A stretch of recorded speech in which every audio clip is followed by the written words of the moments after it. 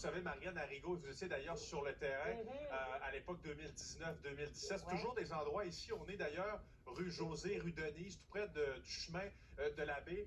Là-bas, au fond, c'est la rivière des Outaouais. Donc, on est habitué ici, là, si je peux dire, à ces crues printanières. Rien de catastrophique au moment où on se parle, mais n'empêche, il y a eu de la pluie dans les dernières heures et on va surveiller effectivement la météo au cours des prochaines heures. Je me suis entretenu tout à l'heure avec M. Brazo du service de sécurité incendie. Je vous le ferai entendre tout à l'heure. Mais effectivement, vous avez raison, Marianne. Inondation moyenne actuellement dans le coin du secteur de la baie Quesnel. C'est un peu plus loin, là, où on se trouve en ce moment, à peu près à 5-6 minutes de voiture. Mais effectivement, il y a une tendance à la hausse au moment où on se parle.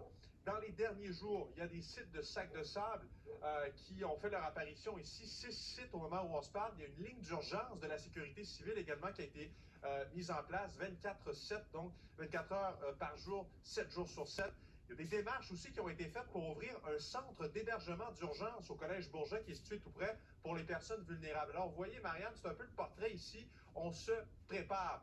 On ne veut rien laisser au hasard, effectivement. Et on a l'expérience. On sait ce qui s'est passé ces dernières années. Donc, on veut s'assurer, advenant le cas où la situation devient, disons, plus catastrophique ici, tout près de la rivière des Outaouais, on va être en mesure que les gens soient en sécurité au moment où on se parle. Il y a une centaine de bâtiments qui sont isolés ou encore touchés. Il y a des secteurs Pointe-à-la-Raquette qui sont submergés depuis plus de 3 jours. Si les gens finissent par être épuisés puis veulent être évacués, on voulait être prêt à les recevoir. Donc, on a préparé ça vendredi pour ne pas le faire en catastrophe durant la fin de semaine. Donc, c'était en prévision. On a 20 places de disponibles. On est capable d'en prendre davantage si la demande est là. On est capable d'augmenter notre volume. C'est vraiment pour les gens qui sont démunis, qui n'ont pas prévu un plan d'évacuation. Les gens sont donc très résilients ici, Marianne. Ce n'est pas la première expérience, ce ne sont pas leurs premières expériences avec les crues printanières. Je dois vous dire en terminant qu'il y a des surveillances assez constantes du service de sécurité incendie ainsi que des surveillances de la Sûreté du Québec pour s'assurer que tout le monde est en sécurité dans le secteur. Merci beaucoup, Andy. Au revoir.